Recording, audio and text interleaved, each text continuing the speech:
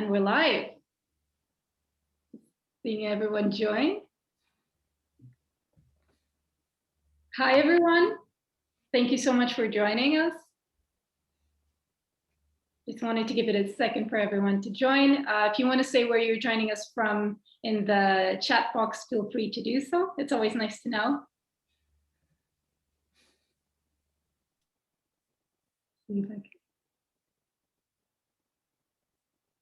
Oh, nice.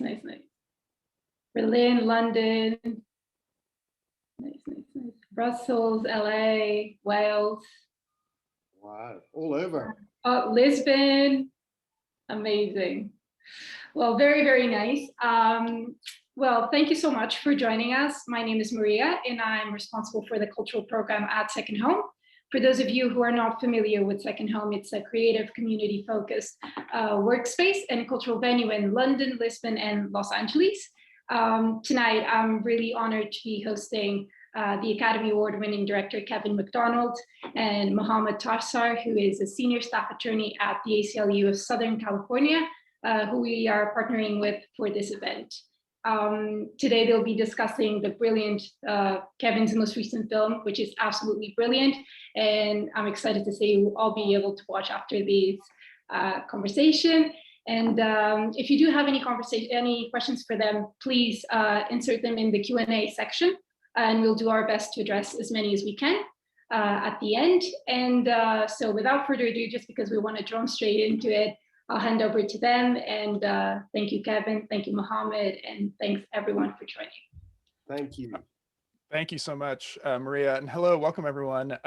Again, my name is Mohammad Tajsar. I'm a lawyer and attorney based in Southern California, in Los Angeles, and I work at the American Civil Liberties Union, a legal nonprofit dedicated to upholding the rule of law and the Constitution here in the United States. And much of our work concerns some of the questions that Kevin's film, The Mauritanian, documents for us. And so I'm really delighted to actually be in conversation with Kevin and talk about this film and some of the lessons I think that perhaps he can share with us about the making and the production of this film and what it portends kind of for frankly, for all of us and for the current kind of political moment. So with that kind of introduction out of the way, so perhaps, Kevin, I could turn it over to you. Maybe you can start by just kind of laying out what this film is about and how you became involved in the project. Well, the film is based on, I say based on a bit tentatively because it's not necessarily the accurate word, but it's based on Mohamedou Slahi's memoir of his time in Guantanamo, Guantanamo Diary. That was written, it's the only book I think up to this moment which was being written by an inmate, a detainee at Guantanamo while they were still there. There've been other books, obviously many books written by people who were there and wrote something afterwards, but this was written while he was there, and it was written as letters to his lawyers and sort of went through the very complex process of clearance to eventually, 10 years after he wrote these letters, it was published in 2015, and it was published redacted. So the huge chunks of the book, if you get hold of an original copy of it, there are pages and pages just blacked out. And so as an artifact, it's kind of fascinating to look at. It says so much about the subject of state control just as an object. So it was that book I read. I thought it was fascinating. I thought Mohamedou was a real writer. You know, he's got a writer's turn of phrase, but I couldn't see it as a movie. I wasn't sure what the movie was that could be of it. And it was suggested by the producers, why don't you speak to Mohamedou? He's in Mauritania. He speaks great English. And I thought he's going to be a really embittered, very damaged and angry person, because I probably would be if I'd spent 14 and a half years unjustly imprisoned in Guantanamo. Instead of that, I get a guy who greets me as, "Hey bro, how you doing?" Because he's learned English from 19-year-old guards in Guantanamo, and he speaks a bit like a 19-year-old American kid. And he is a remarkable person. He's incredibly warm, incredibly intelligent. He speaks many languages, a very wide range of cultural reference. In that first call, I remember he quoted Goethe to me in the original German. He obviously thought I was brighter than I was. And he also sang a song by the Black Eyed Peas, Boom Boom Pow, to me. So, you know, this is gives you some sense of his reference. But I was so fascinated by him and by the ability to survive and the ability to actually have a human warmth and a forgiveness about him. I remember at the end of that first call, I was so angry at some of the things he told me. I said to him, "Are you suing the American government? Are you being compensated? Are they giving?" And he laughed and he said, "No, why would I don't want to be sucked into this anymore. It's the past. I don't want hatred to take over. I'm moving on with my life. I don't want to have anything to do with lawyers, and not to insult lawyers, but anything more to do with lawyers." So that's what so the idea, very long-winded answer, but I wanted to tell the story of one remarkable individual rather than a sort of a political or a legal film. Yeah, that's interesting because, you know, what that strikes me as true, that certainly this is a story about Mr. Slahi himself. To me, what's also powerful, having kind of litigated some of these questions before, is that it's a quite detailed account of the physical place itself of Guantanamo. That is, I don't recall there being other films, sort of feature-length films, put aside there have been many documentaries about Guantanamo, but actual feature-length sort of fictional accounts of the institution itself. And so can you talk to us a little bit about kind of how you thought about portraying the actual physical location of Guantanamo? Well, it's interesting that you say that, because for Mohamedou, you know, first of all, I should say he's got a very, very sophisticated view of movies. He knows what a movie is because he watched so many of them in Guantanamo, because after he had supposedly confessed, he was given a DVD player and the guards would bring in movies and he would watch endless movies. And he knew that, you know, we're telling his life story in 2 hours. You know, how do you do that? It's a compression, it's a simplification, all these things. And he was very, you know, as I say, cool with all of that. But the one thing that was very important to him, and therefore became very important to me, was I want Guantanamo to feel like it really did. And I want the way the guards behaved towards me, the interrogators, and finally the people who mistreated him. I want to see all of that to be as accurate as possible, because America has spent so many millions of dollars preventing people from really knowing what happened in there, not allowing people, you know, films, photographs, whatever, of that space and of that place. And obviously there's no visual record of what went on there, particularly in that time. So I felt that I was sort of duty bound by that. And we were very careful with the cells that he's in, that they were exactly the right size, and he would measure them out using his body and tell us it was my length plus another head, and then it was this wide because I could pray only like this with one leg over here, another leg here. And so we tried to be as accurate as possible, which with his memory was, you know, relatively easy. I remember one thing in particular that he said that was an incredible detail. He said to me, there was a screen, a lot of the time he was in a cell which was separated by a screen from where the guards were. So it's like a little tiny cell, and you've got a kind of a metal screen with holes in it, separated from where two guards are. So all the time, day and night, there are two guards there looking at you. You can't do anything, no privacy at all. And I said to him, what kind of metal screen was it? And he said, it had 4,229 holes in it, because he counted them all, because he had nothing else to do. And it's those sorts of things, like, okay, well, I have to now get a piece of metal that has exactly the right number of holes. So we were trying to be very, very, very, very careful with all of that, with a sense of place, I suppose. Yeah. I mean, what's fascinating about that is that, you know, it's those details that in some ways were hidden even from the lawyers who represented these men, right? That is that the legal teams, of which there have been dozens that have represented the now over 700 people that have been detained in Guantanamo, really had no access to a lot of the information and details about, certainly about the lives of these men and the reasons why they were picked up, but also about the conditions under which they were confined. And so for me, part of what's interesting also about the film is that you capture the sort of the difficulties of the physical space, but also the process of learning about them from the perspective of these two lawyers who kind of the film travels with as they try to understand what's going on, and are basically funneled into a process that is incredibly sort of, I hate to use the term, but Kafkaesque, nothing like any kind of legal proceeding that they would have ever been used to, with the exception of Ms. Jodie Foster's character, Ms. Hollander, who's Well, even previously she, done if this we could work. talk to, I mean, it's a shame we don't have Nancy Hollander here because she could talk to this, you know, in greater detail, obviously, than I can. But she, I should also say, worked a lot with the ACLU during this case. But she said to me that she originally didn't want to take on a Guantanamo case because it wasn't the law.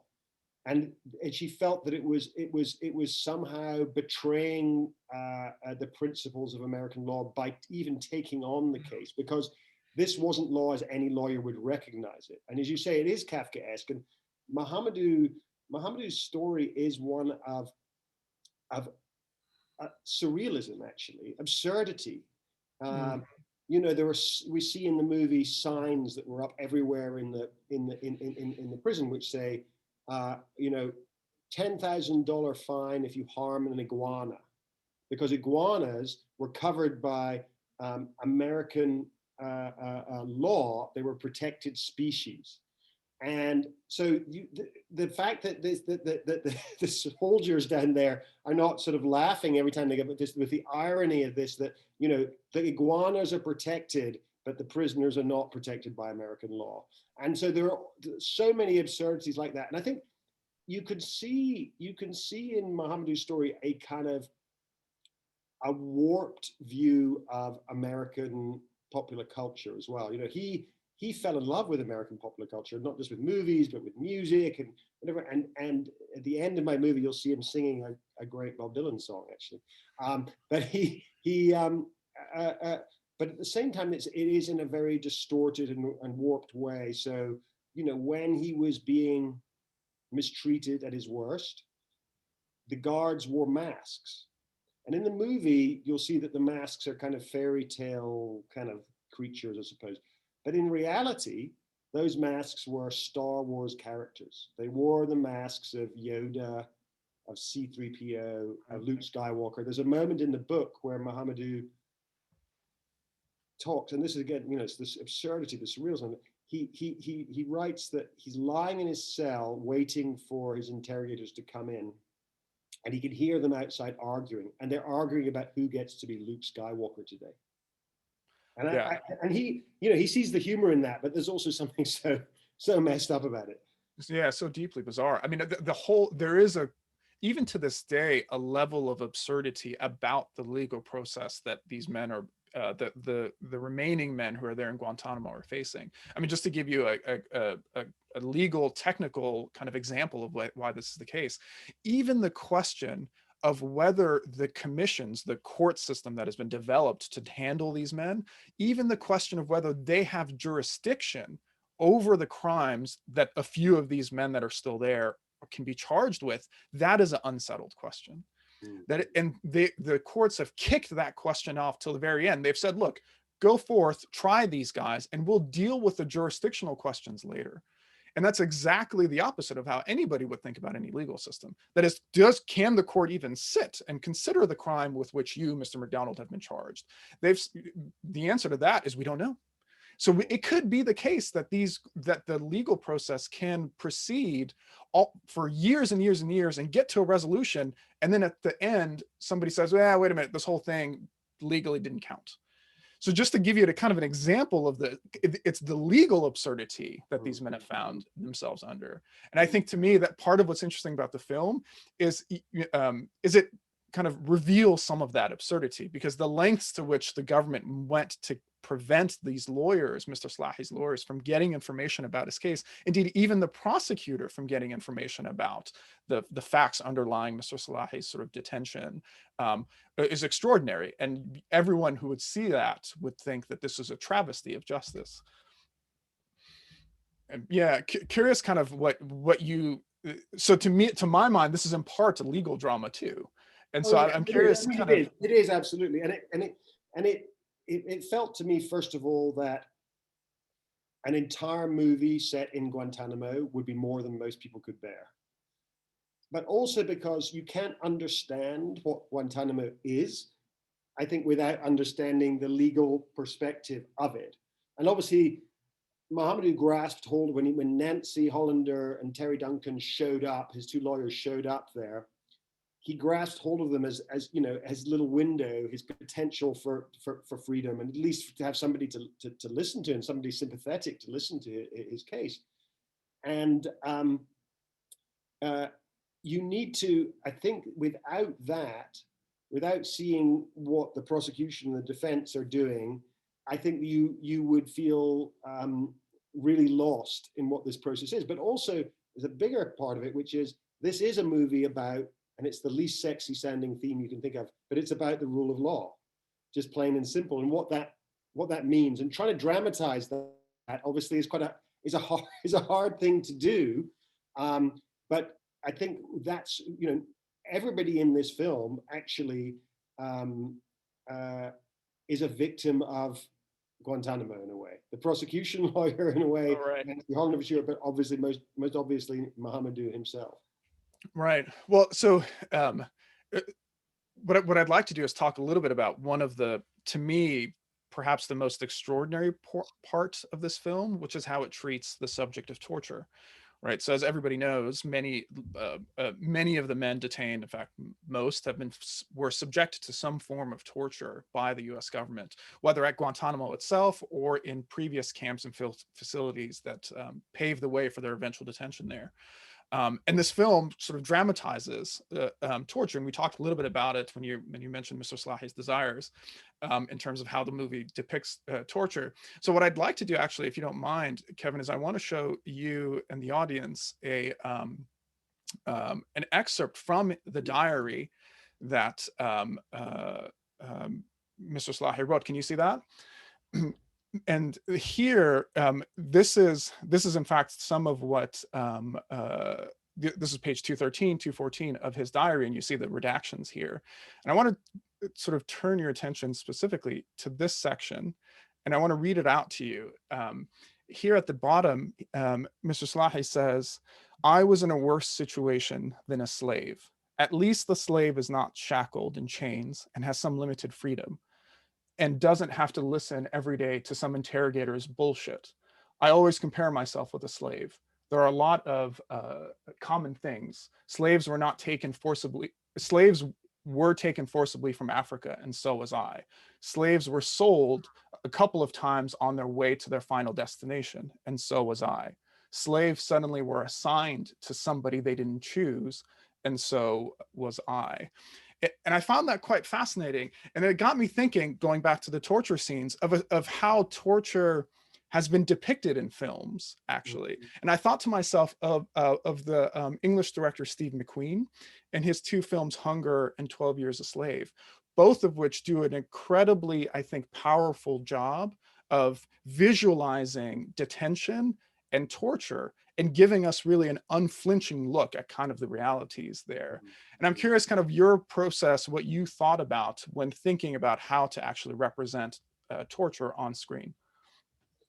Well, that's obviously the thing that I spent more time thinking about than anything else when making this film and discussing with Mohamedou, with Nancy Hollander, with my cinematographer, with my design. We were constantly discussing it.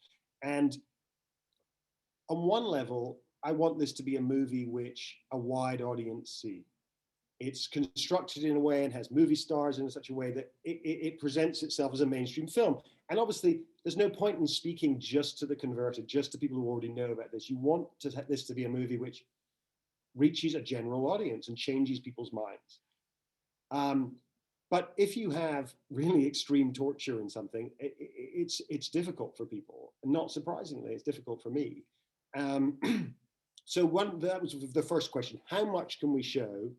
And then the second thing is how do we show it? And I was always looking at the other examples of torture in movies about this period. I'm thinking particularly of there was a movie Zero Dark 30 and another movie called The Report. But there have been many other examples in television as well.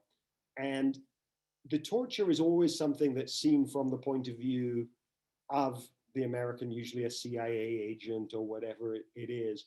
And you usually don't know who the person is who's being tortured. They're a kind of nameless person of, Arabic origin who, you know, probably did something terrible, we're led to believe. And in the case of Zero Dark 30, we're led to believe that this torture actually led to the evidence being extracted, which led to the capturing of Osama bin Laden, which has obviously been a very controversial aspect of that movie, which, by the way, I should say I admire a lot about that movie, but I think that particular aspect of it is, you know, I don't particularly approve of. But so my decision was to try and make us experience the torture in a subjective fashion. So to go inside Mohamedou's head, rather than to be on the outside, looking at it from the point of view of the torturers. We see a little, you know, he's kicked a few times, he's beaten a few times, but it's not very much more than you'd see it, you know, in pretty much any Marvel movie. But what is disturbing is then when you go into his head and you start to see how his consciousness is breaking down, how he's disorientated, how it is affecting him to be told, you know, we brought your mother to Guantanamo and she's going to be raped by the other detainees. Those sorts of things. So everything that you see in the movie actually happened to Mohamedou, all the different instances. It's not obviously everything that happened to him. And a lot of the worst torture, I think, was very hard to dramatize, because it's torture which is about, you're going to stand in that position for 6 hours. It's very hard to do that, or you're going to be in this freezing cold room for 24 hours and just shaking. So I think what we tried to do was to be truthful to what happened to him, and so that anyone who looks at it and goes, you know, that didn't happen, you can look at the documentation, you can see, yeah, those things did happen. But more than anything else, I want the audience to, by that stage in the movie, to be with Mohamedou emotionally, to be empathizing with him, so that this is happening to them in a way. This is something that they're experiencing, happening to somebody who they've grown to be fond of, and therefore they feel it themselves. And that, to me, ultimately is what this kind of movie is about. It's about putting you in the shoes of somebody who you would never normally think you have anything in common with. Right. And I think that the humanizing aspect of cinema, I call it the empathy machine, you know, is its most powerful aspect, I think.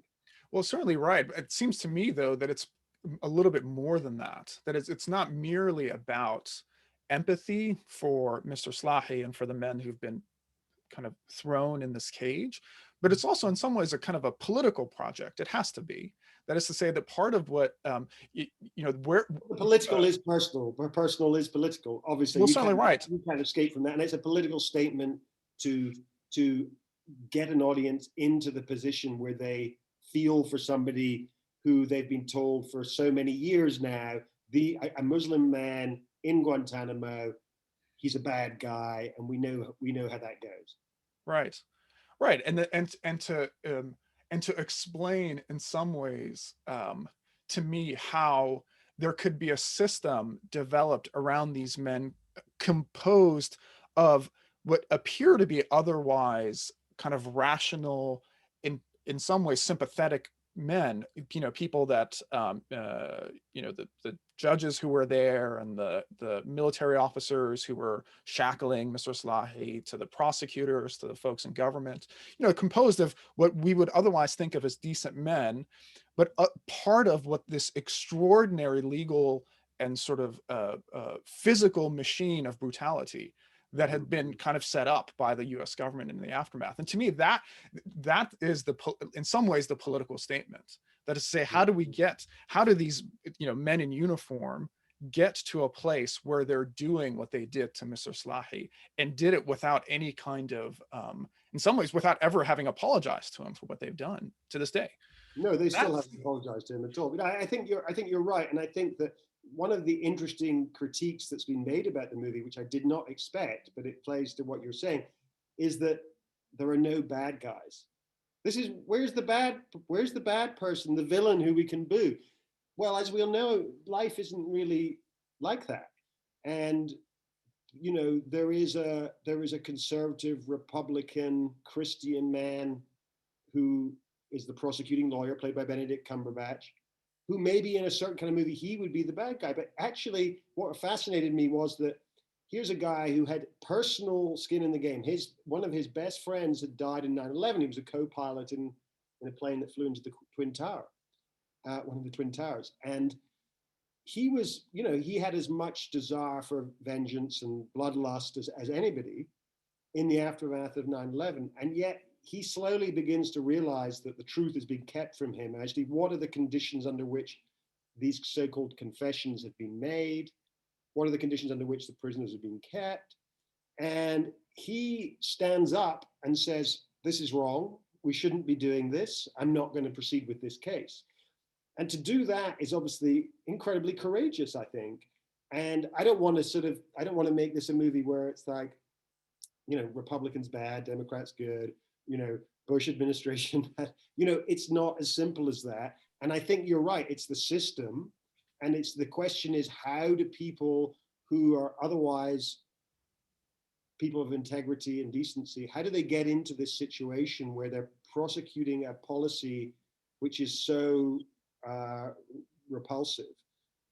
Sure, there are some people who actually do the torturing who might have sadistic tendencies and enjoy it, but for the most part, that's not the case. And one of the things that, one of the most striking moments in the book is when Mohamedou does talk to the woman who's just a guard, who is persuaded to kind of strip off and sexually assault him, I suppose you would say. And he talks to her and says, why would you do this to yourself? Mm-hmm. What sort of background do you come from? What sort of situation, what did they say to you for you to think that this is right to do this? And what he gets to is that it's about fear.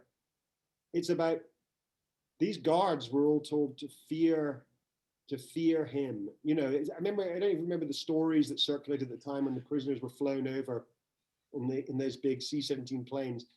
And there were stories about they have to be chained and shackled and hooded and everything, because otherwise they're going to bite through the cables that control the plane in the back and gnaw them up, or they're going to leap at the guards and take their faces off. They were portrayed as monsters in a way to make people feel frightened and to justify what was going on. But of course, it's nonsense. They're human beings, and I think what Mohamedou did that, I don't want to say it's unique. I don't know the stories of all the prisoners, whatever, but I think one of the things that he did that was probably rare was that he had that empathy, and he did reach out and try to communicate with his guards, and he made friends with his guards. And there's one guy in particular who's depicted in the film a little bit, called Steve Wood, who he's now the godfather to Mohamedou's son. He went to visit Mohamedou in Mauritania. They're like best buddies.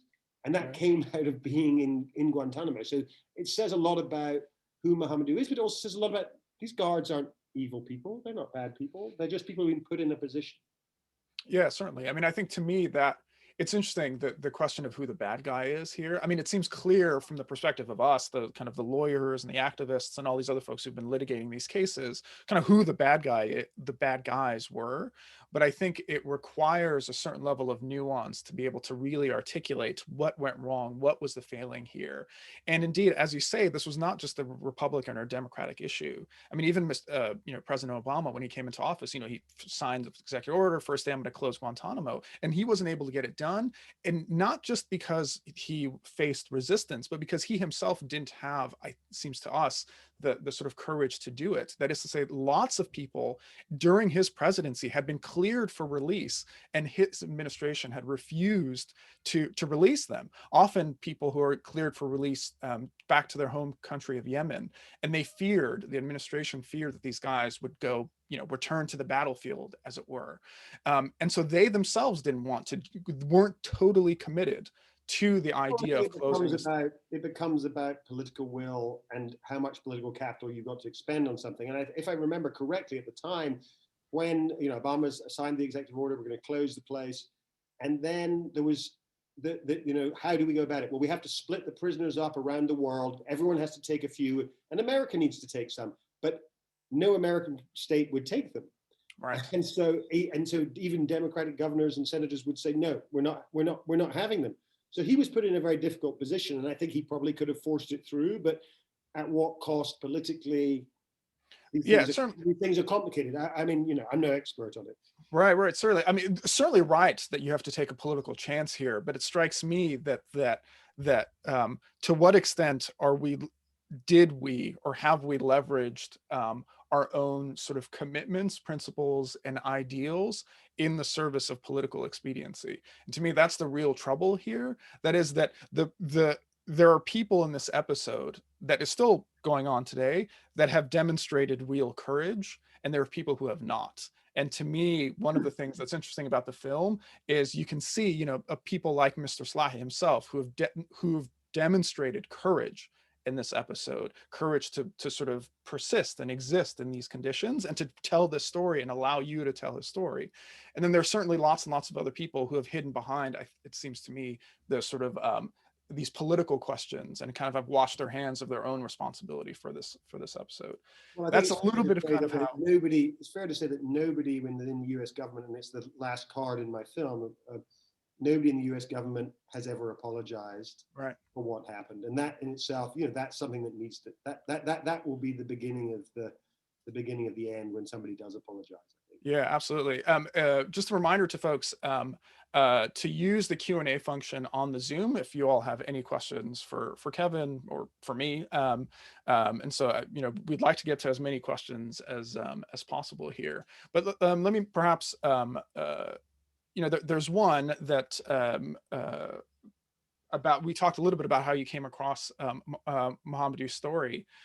So how involved was he then it sounds like he was quite involved in the actual production of the film. Can you talk us through a little bit of his role once you decided to take on the project, his role in actually putting it together? Well, he was crucial as a kind of resource for, you know, the reality of Guantanamo. You could call him 10 times a day and he didn't mind. He wanted to talk about it. I would call him and say, you know, what size were the chains? You know, I've tried this size and they're not making the clinking sound that they should be. And he'd say, no, they need to be, and we'd have these endless discussions about those sort of details. But then there was also, you know, the script went through many, many phases, and he read the script several times. He would make comments on, you know, matters of fact, matters of character, matters of, you know, I really feel like it's important. There's a line where somebody says this, or, you know, I'd like to have my father, you know, my memories of being with my father out in the desert and the camels, and he's singing this song. And so we put in this little moment where he's singing this song, and so it was, you know, he was very engaged with it. But at the same time, as I said, he's super sophisticated in his understanding that, you know, first of all, he's not a filmmaker. So, you know, in the end, if we had a disagreement, but he said, look, you're the filmmaker. You tell me that's going to work better. Do it. But also, he was incredibly generous in the freedom that he gave us. Right. To tell the story in this particular way. The story is so much bigger than what we have told. There's so much more to it. Any movie is a gross simplification. And if anyone, you know, if you see the movie and you're interested, go and read his book. Make sure you get the non-redacted version, which has got a beautiful introduction, by the way, which is a knockout piece of writing, the introduction to the book.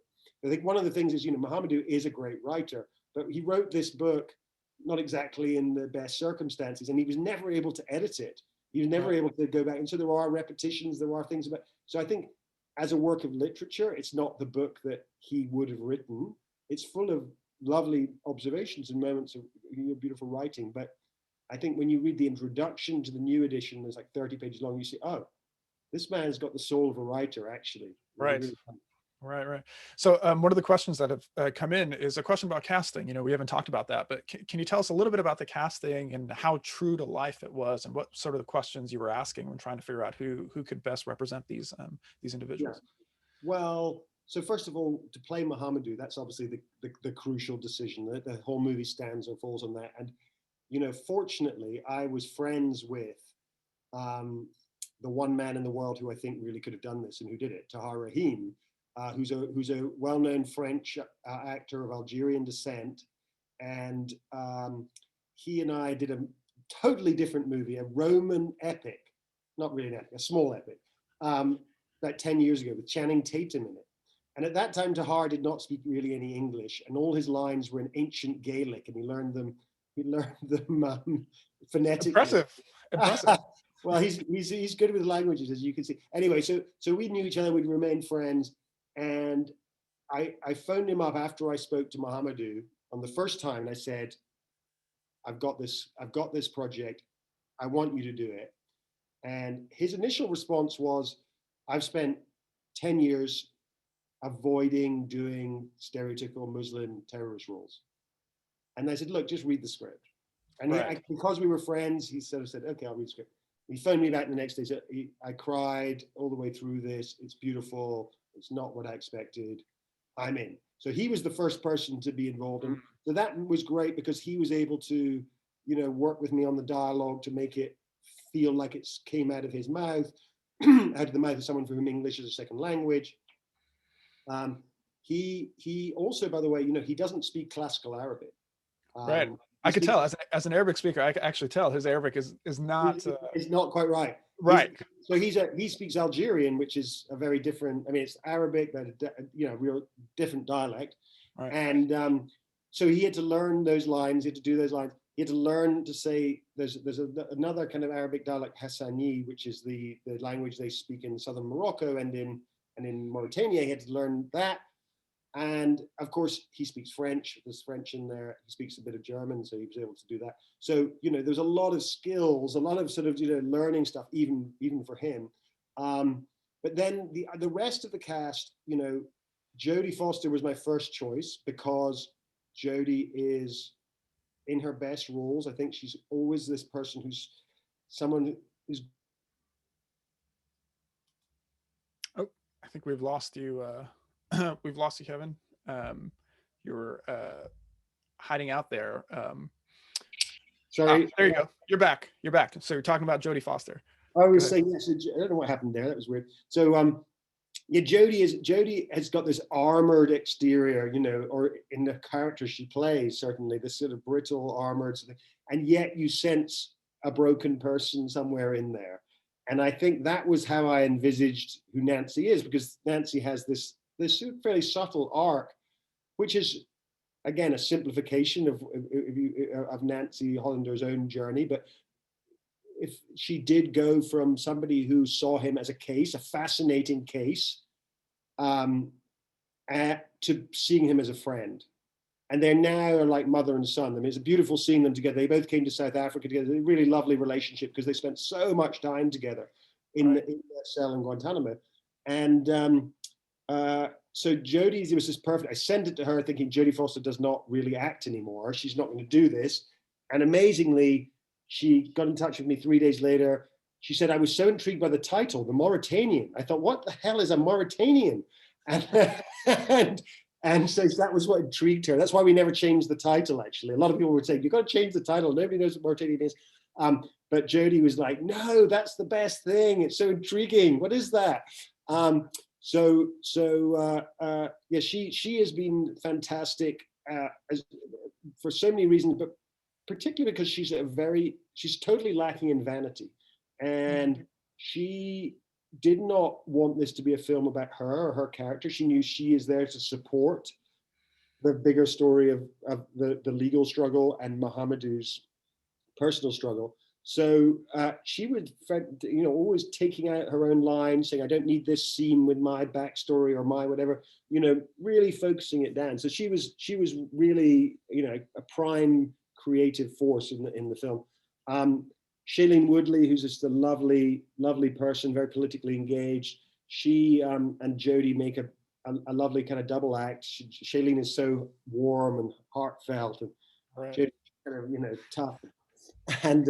And so that's a lovely combo. And then Benedict Cumberbatch, he was originally, one of the producers on the film, and he was actually the last one to commit to doing it, because originally we thought we have to have an American to do this.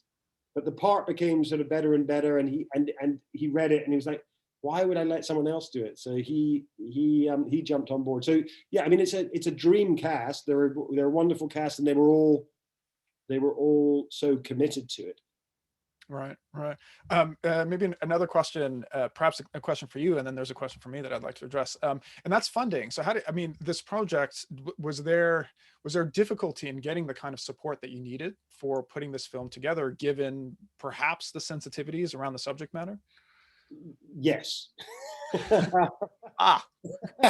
no, it's a film. First of all, the film is made on a very low budget.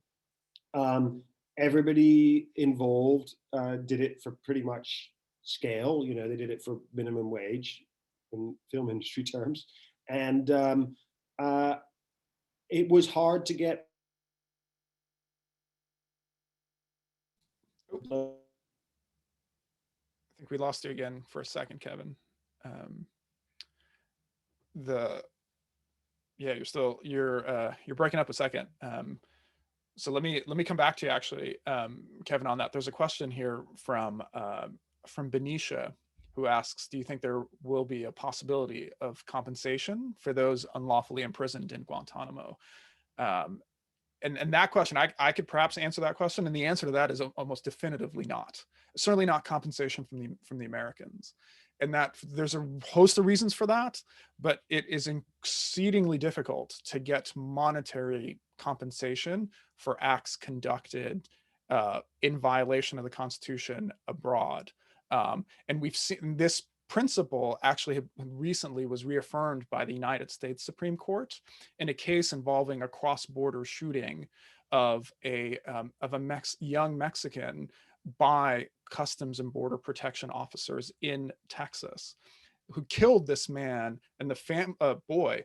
In fact, there are numerous instances of this, but the case went up to the Supreme Court, and the Supreme Court ruled that compensation was not allowed under the Constitution, and that the only way that compensation could be allowed is if Congress specifically creates a law that remunerates these individuals who are subject to violence, death, or detention.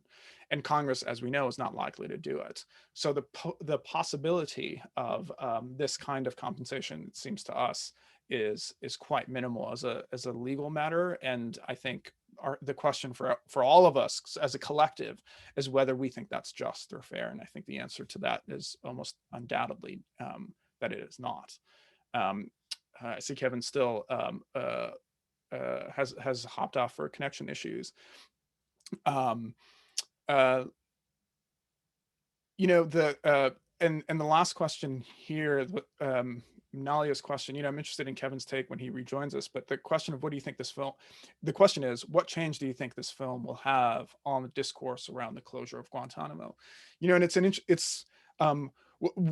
we can hope there's been that it will sort of really light a fire under the Biden administration, who has committed, at least nominally, to closing Guantanamo. And indeed, there have been actual calls from former detainees at Guantanamo to close the camp since Mr. Biden was inaugurated. It remains to be seen whether he will demonstrate or exemplify the kind of courage that's required in order to close Guantanamo.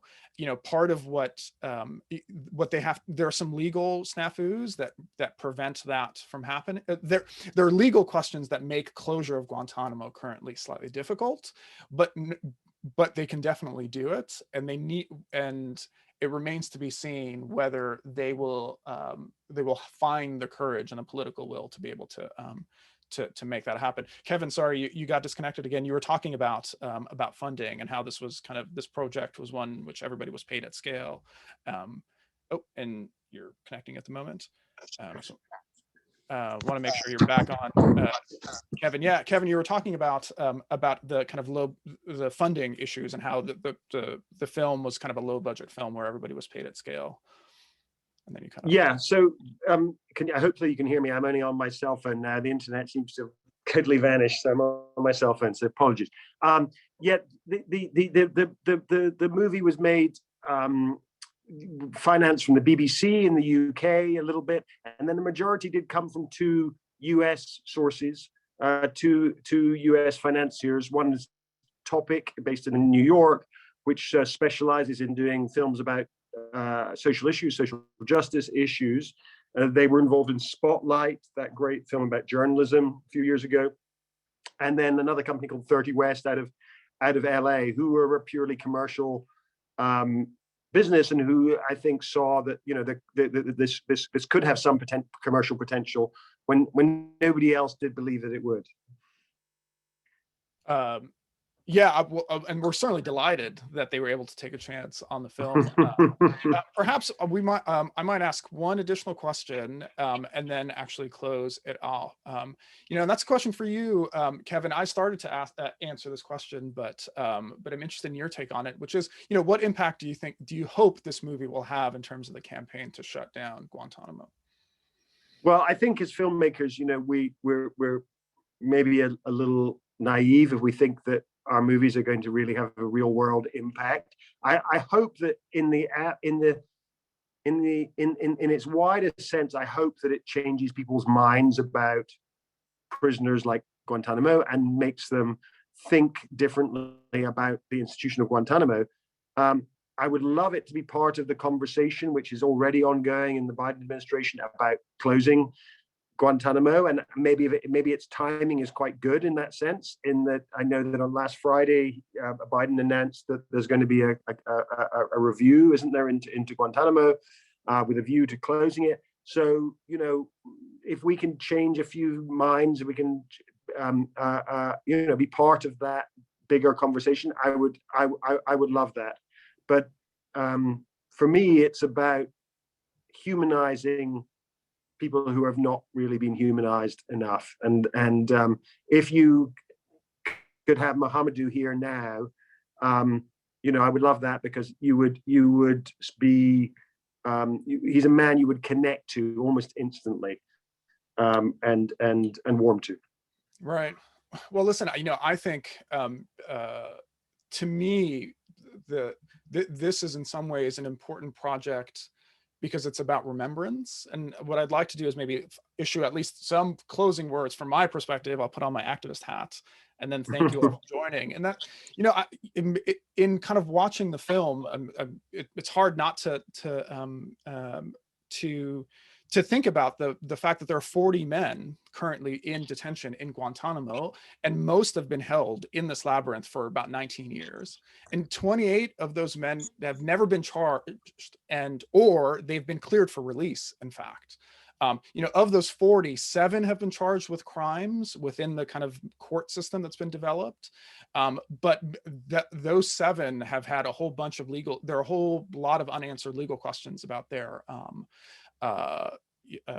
charges. And if you know anything about the system, you would know that it's a total Byzantine mess of jurisdictional uncertainty, prosecutorial misconduct, legal ambivalence. You know, the 9/11 proceedings themselves, the ones that involve the most high profile of the detainees, those proceedings are now on their 6th judge.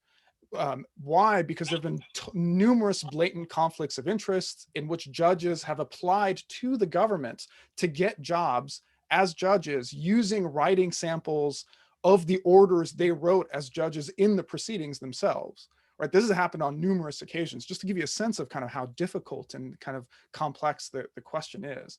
And it seems to me that the government is actually no closer to starting a trial for any of the current men than they are when they first opened the camp and invited what will eventually be 779 prisoners into the camp.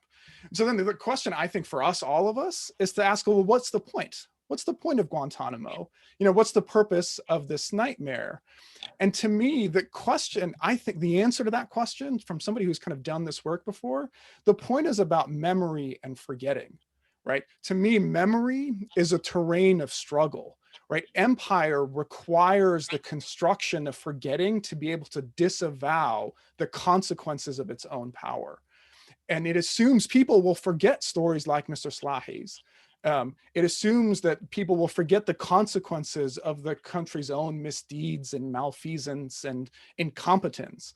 But I think that assumption is incorrect, right? I don't think people forget. You know, that Mr. Slahi certainly won't forget. You know, the people involved in this project won't forget that they were involved in it. The soldiers themselves who are shackling him, they won't forget. The millions of people involved in all of the wars and adventures overseas, they won't forget. And the reason is because war and this kind of trauma doesn't end. Right, there may not be boots on the ground. You know, my least favorite synecdoche in the English language. There are no more boots on the ground, but the consequences of that trauma, I think, stay with people. And so I think what we're doing now is remembering. And I think this is kind of what this movie to me is about.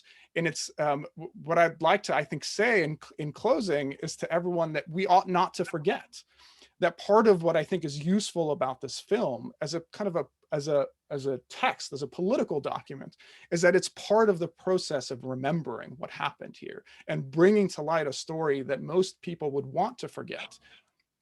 And I think we owe it not just to Mr. Slahi and the victims of Guantanamo and all these wars, but we owe it to each other not to forget. And to me, you know, I really want to thank you know, the famous quote, who controls the past controls the future. I think we are trying to control our own past so that we can create a future in which this kind of thing doesn't happen again. And for that, I want to actually thank Mr. Slahi for telling a story, and to thank Kevin and everyone involved in the film for beautifully retelling his story. And so I encourage all of you to view it, and you all, the attendees anyway, will get exclusive links to be able to watch this film. And I encourage you all to do it and to actually remember and to be a part of the process of remembering this particularly kind of tragic ongoing episode. And so thank you so much, Kevin, for this conversation. I really enjoyed kind of listening to you about the film, and thank you to all the other participants. I'm going to kick it back out to Maria now to close us up. Thank you, Mohammed. That was really a fascinating and a really great summation, I think. I 100% agree with what you're saying. Absolutely. Well, thank you so much for a brilliant conversation. And thank you so much for joining. You'll receive the link now to watch the film. And we'll also release a podcast within 48 hours. So if you want to listen again. Well, thank you. Thank you very much. And until next time. Thank you all. Thank you.